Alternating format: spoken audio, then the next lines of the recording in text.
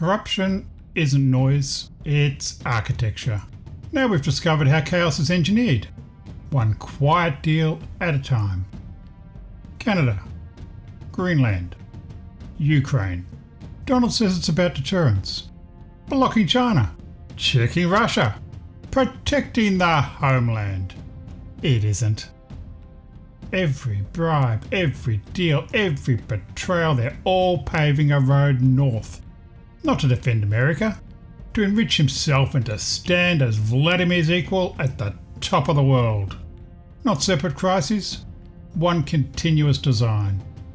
By the end, you'll see where it's all heading. Fair warning though, once you see it, all the pieces will fall into place and the world will never look quite the same.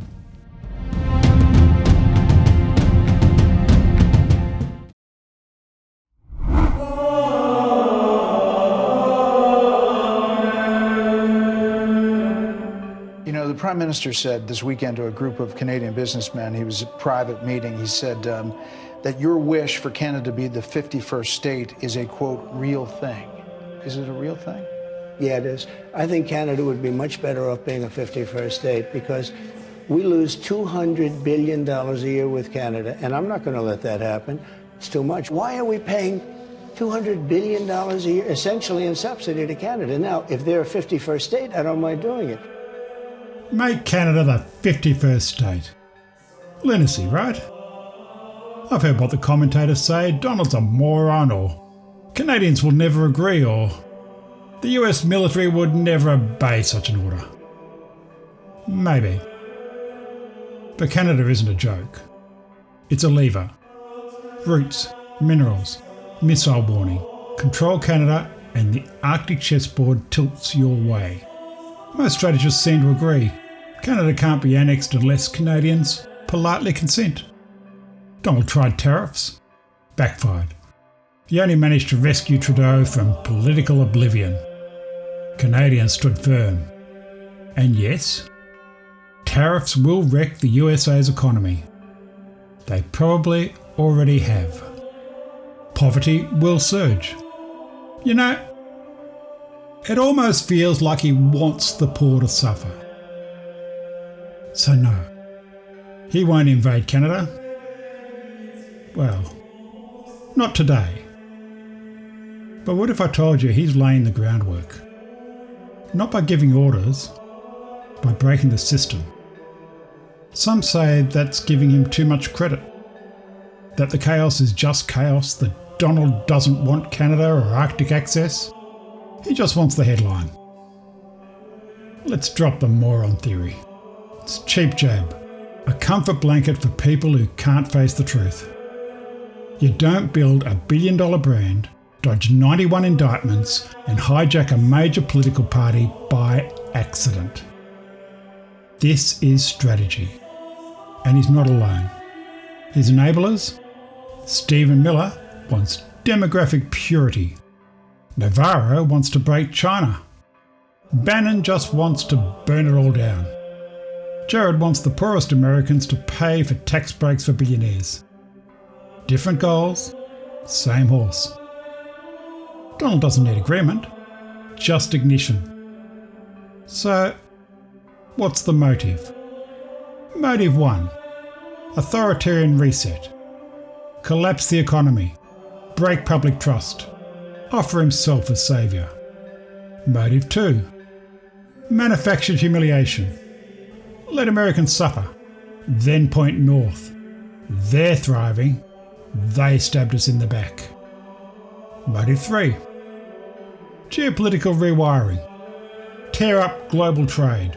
Replace it with Arctic first. Resource-backed isolationism. It's a pity Canada's in the way. Motive 4. Electoral advantage by collapse.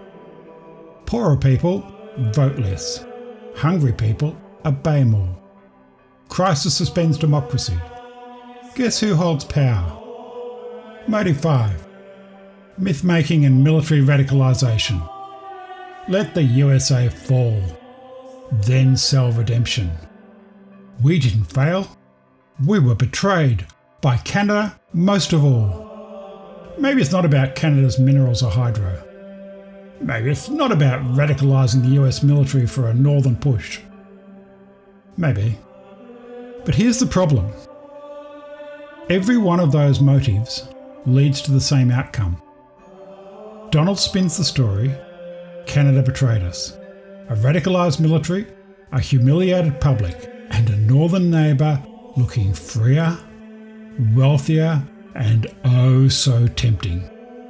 He won't need to order an invasion. He'll just release the hounds. It won't be a coup. It'll be a special military operation.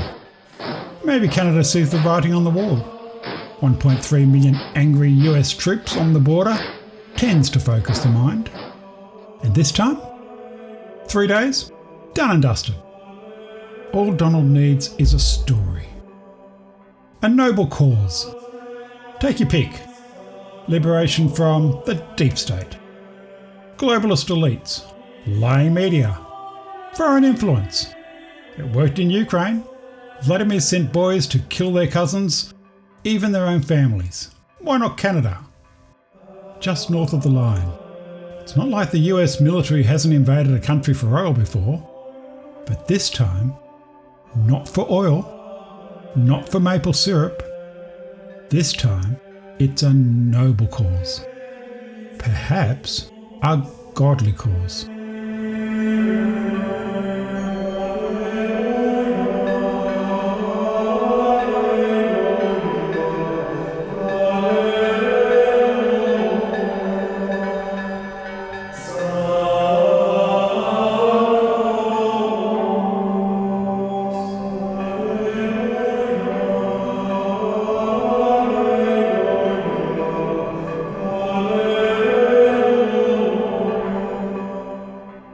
This time, it's blessed revenge, vindication, redemption.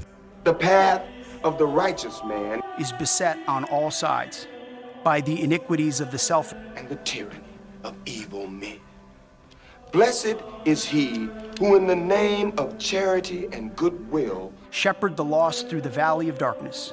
For he is truly his brother's keeper and the finder of lost children.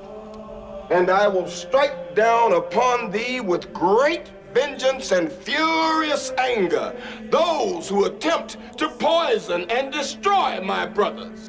And you will know my name is the Lord when I lay my vengeance upon thee.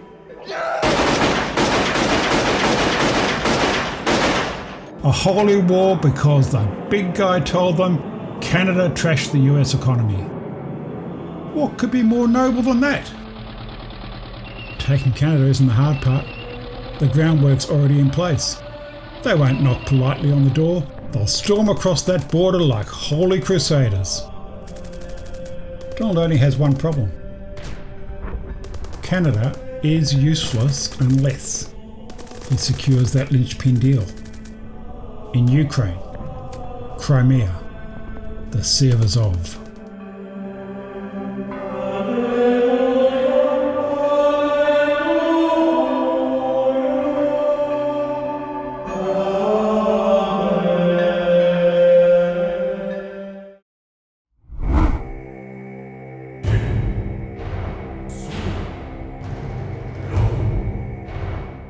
Greenland?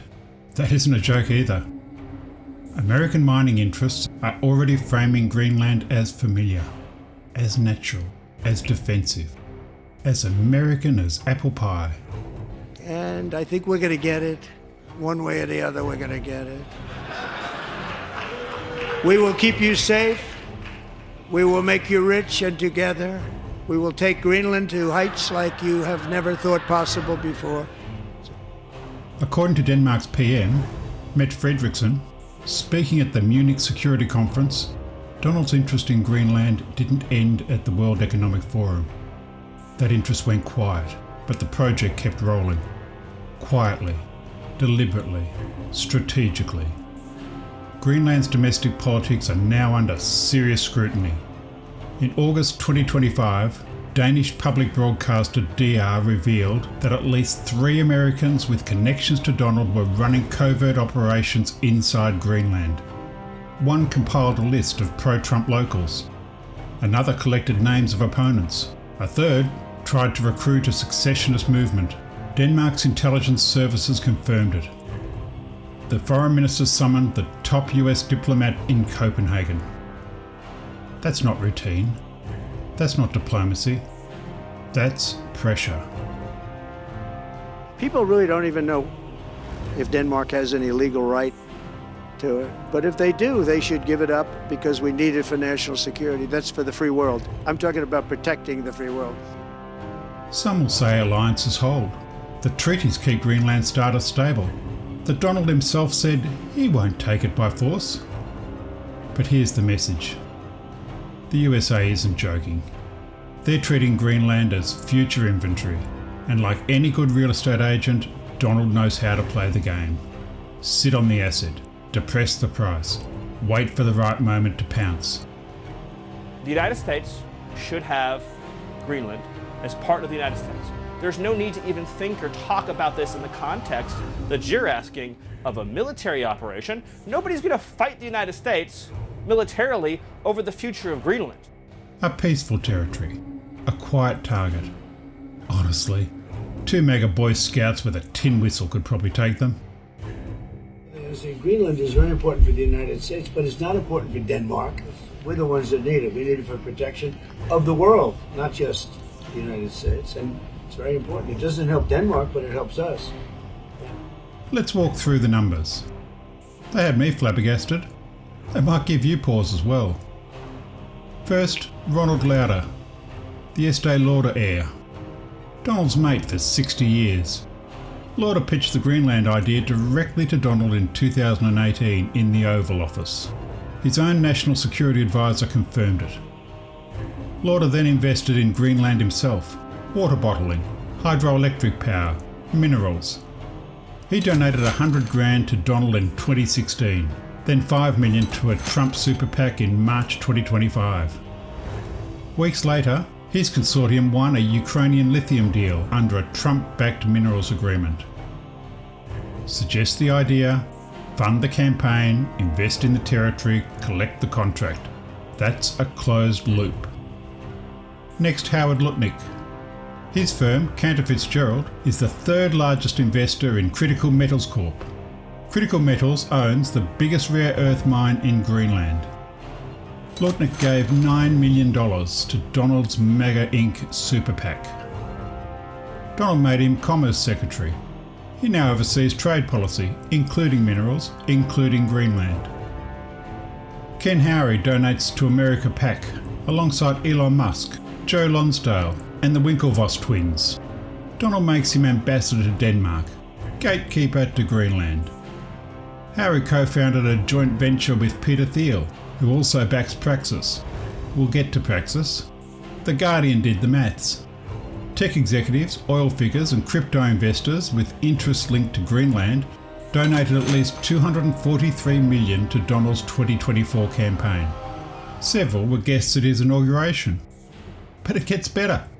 The investors behind Critical Metals Corp significant overlap with the investors behind Trump Media. Vanguard, BlackRock, Geode Capital, State Street.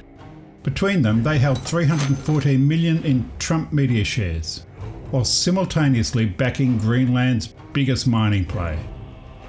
Just as an aside, Americans call bribes like this grifting, like it's some slightly unsavoury but legal lifestyle choice. In Australia, we call it corruption, and it's 100% illegal. Our PM pulled this. His own party would knife him. I'm not saying we're better, just quicker. And then there's the deal closer.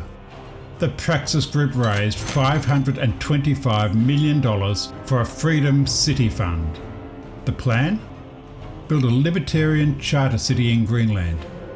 Co-founder Dryden Brown said publicly he visited Greenland to try and buy it. Backed by Peter Thiel, whose mate Ken Howry now serves as ambassador to Denmark. Official line? A utopian experiment in Arctic innovation. Seriously. They expect us to believe this is just a holiday camp for right-wing yuppies? on the coldest, most desolate inhabited island on Earth? Yuppies who enjoy bracing minus 60 degrees Celsius walks in the park? In Australia, we're old school. When it looks like a duck, walks like a duck, and quacks like a duck, we call it a duck. This isn't urban planning. It's a $525 million slush fund, just far enough removed from the mining companies to preserve plausible deniability. $525 million in a territory of 56,000 people. That's over 9,000 per person. Will anyone ever see that money? Of course not. Just dangle it before an election, win some friends, influence some more, rewrite loyalties, rake in the votes. So, Greenland doesn't need to be conquered. It's being courted, and the suitor is holding a bouquet made of oil rigs and gold bars. But, as important as Greenland is, it's just not enough. The linchpin, the deal breaker, is still Ukraine, Crimea, the Sea of Azov.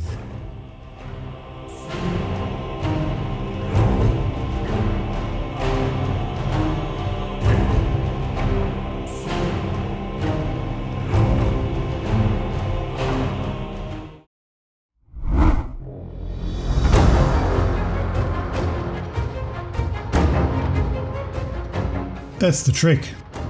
Canada isn't beaten, it's rewritten. Greenland isn't taken, it's rented. None of this is for America's benefit. It's for his. Securing the North improves his bid for Arctic riches and makes him Vladimir's equal. Not America's defender, America's landlord. Empires don't raise flags anymore, they raise capital.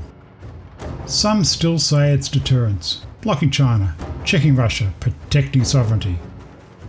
The checkbook says otherwise. If that framing feels wrong, push back in the comments. If it feels uncomfortably right, you know the ritual.